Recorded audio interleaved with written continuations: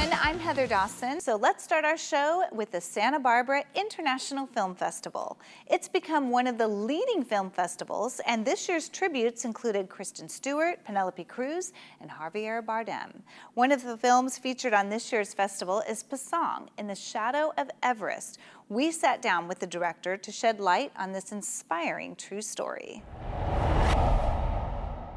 Well, my sister married a man named Ang Dorji Sherpa, and he is a Sherpa. They're living in the Bay Area near where I live, and we went out for dinner one night, and Dorji told me about his sister. It was this amazing story about the first Sherpa woman to summit Mount Everest, and he told me about how she's a hero in Nepal. She's really one of the most well-known contemporary heroes, and yet nobody had ever told her story outside of Nepal. She has a life-size statue in Kathmandu. There's a mountain named after her, a road, a school, a hospital. She's a household name in Nepal.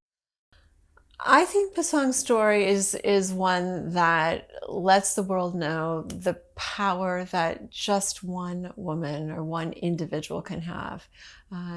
She was someone whose story was really lost to history, I think. It happened a long time ago in 1993.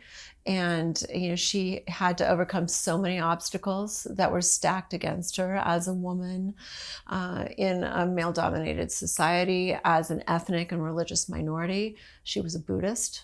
Sherpas are Buddhist, and Nepal at the time was a Hindu kingdom. And so she was really fighting not only her family and her government and her place in society, but the mountain itself, and all of the harsh conditions that Everest brings. And so I really felt that this was a story that needed to be captured and needed to be, secured for history. And I'm so happy to be able to share it now with the world. I'm trying to think of a time when a woman goes after her dreams and her character is not questioned, when her motivation is not questioned.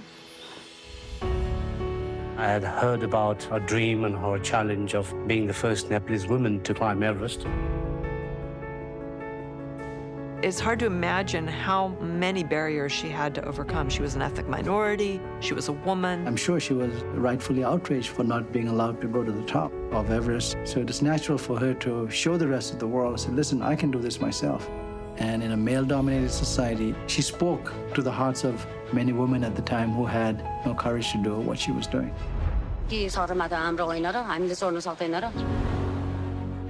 Instead of just sitting and being patronized, she's actually talking back and letting the Prime Minister know what she thinks. I don't think Pasang was very involved politically before that. But after 1990, everything that anyone did in Nepal had to be thought about in political terms.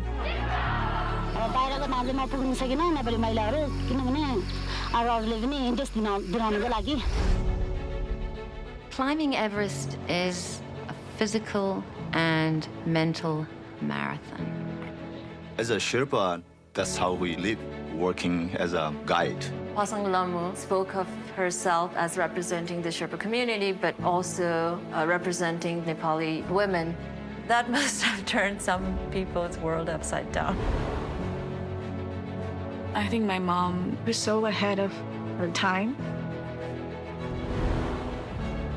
The day she went for a summit, all of a sudden the weather was changed.